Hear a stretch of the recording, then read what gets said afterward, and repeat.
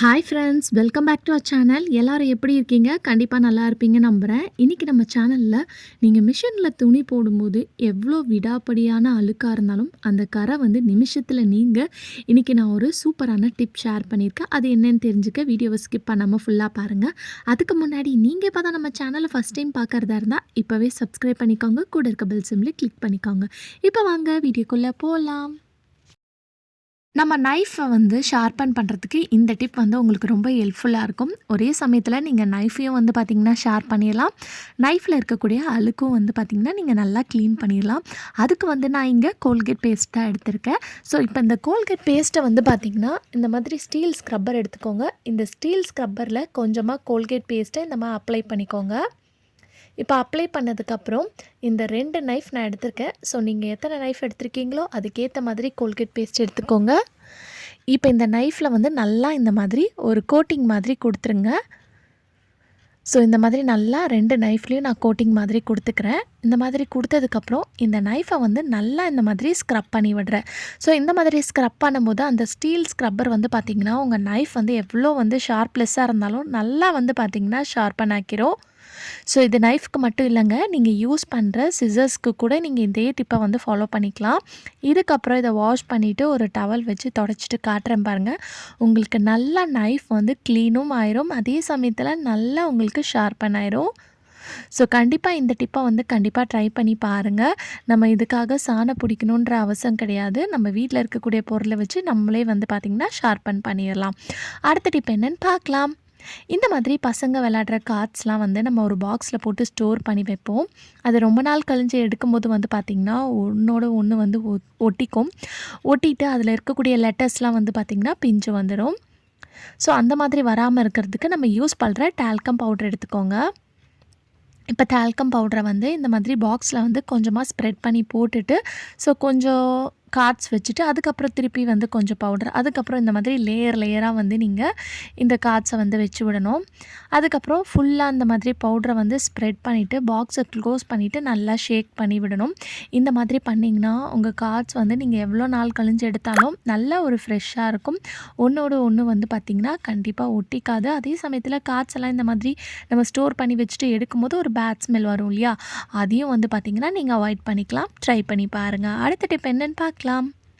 நம்ம யூஸ் பண்ணுற கிரேட்டரை வந்து ஷார்ப்பன் பண்ணுறதுக்கு இந்த டிப்பை வந்து ட்ரை பண்ணி பாருங்கள். ஸோ நம்ம வீட்டில் இருக்கக்கூடிய ₹1 காயின் இருந்தால் போதும். இப்போ நம்ம எப்படி காய் சீவுவோமோ அதுக்கு ஆப்போசிட் சைடில் வந்து நீங்கள் வச்சுக்கணும். இந்த மாதிரி வச்சுட்டு இந்த காயினை வந்து அதில் நல்லா வந்து ஸ்க்ரப் பண்ணி தேய்ச்சி விடுங்க. ஸோ இந்த மாதிரி நீங்கள் ஸ்க்ரப் பண்ணி தேய்ச்சி விடும்போது உங்களுக்கு காயின் வந்து பார்த்திங்கன்னா நல்லா வந்து ஷார்ப் ஆகும். ஸோ இந்த மாதிரி நல்லா வந்து அந்த காயினை மேலே பார்த்த மாதிரி நல்லா இந்த மாதிரி ஸ்க்ரப் பண்ணி தேய்ச்சி விடுங்க. ஸோ இது வந்து உங்களுக்கு கஷ்டமாக இருந்துச்சுன்னா ஃபாயில் பேப்பர் இருந்துச்சுன்னா கூட நீங்கள் அதை வந்து இந்த மாதிரி ஸ்க்ரப் பண்ணி விடலாம். நல்ல ஷார்ப்பன் ஆகும். ட்ரை பண்ணி பாருங்கள். அடுத்த டிப் என்னென்னு பார்க்கலாம். நம்ம வீட்டில் லெமன்லாம் ஜூஸ் பிழிஞ்சதுக்கப்புறம் அந்த லெமனை வந்து தூக்கி போட்டுருவோம். அந்த லெமனோட தோலை வந்து தூக்கி போட்டுருவோம். அது தூக்கி போடாதீங்க. இந்த மாதிரி அந்த தோலை வந்து ஒரு பாத்திரத்தில் கட் பண்ணி போட்டு கொஞ்சமாக தண்ணி ஊற்றி நல்லா வந்து கொதிக்க வச்சு எடுத்துக்கோங்க. இது கூடயே வந்து நீங்கள் கொஞ்சமாக கல்லுப்பு வந்து சேர்த்துக்கணும். அப்புறம் வந்து டிஷ்வாஷ் லிக்விட் வந்து நான் சேர்த்துருக்கேன். இது கூடயே வந்து கொஞ்சமாக மஞ்சத்தூளும் வந்து சேர்த்துருக்கேன். இது எல்லாத்தையும் சேர்த்துட்டு நல்லா வந்து மிக்ஸ் பண்ணிவிட்டு இந்த தண்ணி நல்லா சூடு ஆறுற வரைக்கும் அப்படியே விட்டுருங்க. சூடு ஆறுனதுக்கப்புறம் ஒரு ஸ்ப்ரே பாட்டிலில் ஹேண்ட் வாஷ் பாட்டிலில் வந்து ஸ்டோர் பண்ணி வச்சுக்கோங்க. இது வந்து நிறைய விஷயத்துக்கு நீங்கள் யூஸ் பண்ணிக்கலாம். வேஸ்ட்டாக தூக்கி போடக்கூடிய லெமன் தோல்லேருந்து வந்து பார்த்திங்கன்னா நல்ல ஒரு ஸ்மெல் இருக்கும். இதை வந்து நீங்கள் கவுண்டர் டாப் க்ளீன் பண்ணிங்கன்னா தேவையில்லாத எறும்பு கரப்பாம்பூச்சிலாம் வராது.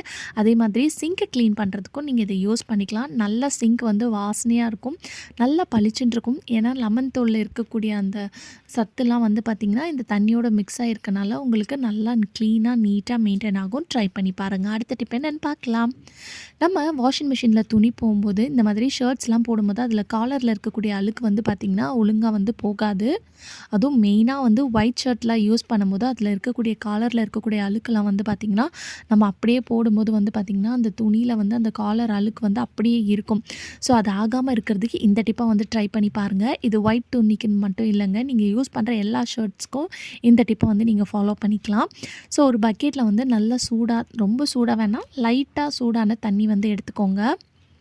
இப்போ இந்த தண்ணியில் வந்து நம்ம கொஞ்சமாக வந்து பேக்கிங் சோடா வந்து சேர்த்துக்க போகிறோம். நம்ம சமையலுக்குலாம் யூஸ் பண்ணுற அந்த சோடா. இதை சேர்த்துட்டு நல்லா தண்ணி போட்டு நல்லா மிக்ஸ் பண்ணிக்கோங்க. இப்போ நம்ம வச்சுருக்க அந்த ஒயிட் ஷர்ட்டை வந்து இதில் வந்து நம்ம கொஞ்ச நேரம் வந்து ஊற வைக்க போகிறோம்.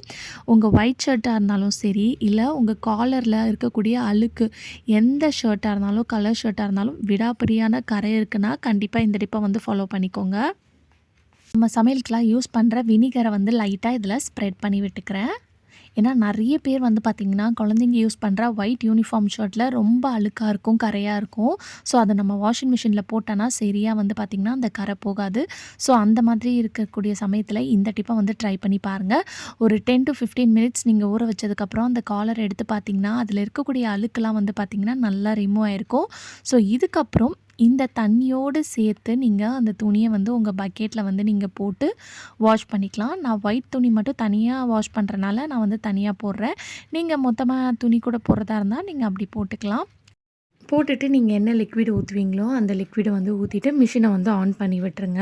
ஸோ இப்போ மிஷின் வந்து நல்லா அலசி எடுத்ததுக்கப்புறம் பார்த்திங்கன்னா ஆஸ் யூஷுவல் இருக்கிறதோட உங்கள் துணி வந்து பார்த்திங்கன்னா நல்லா பளிச்சுன்னு இருக்கும். அழுக்கும் வந்து பார்த்திங்கன்னா நல்லா கரையெல்லாம் எடுத்து நல்லா க்ளீன் ஆயிரும். ஸோ இது ஒயிட் ட்ரெஸ்க்கு மட்டும் இல்லை, நீங்கள் நார்மலாக யூஸ் பண்ணுற கலர் ட்ரெஸ்ஸஸ் கூட நீங்கள் இந்த டிப்பை வந்து ஃபாலோ பண்ணிக்கலாம். ஸோ நல்லா பளிச்சுன்னு இருக்கும், க்ளீனாக இருக்கும்.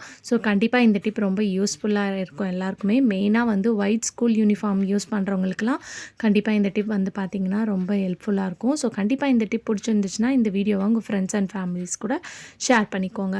அடுத்த டிப் என்னென்னு பார்க்கலாம்.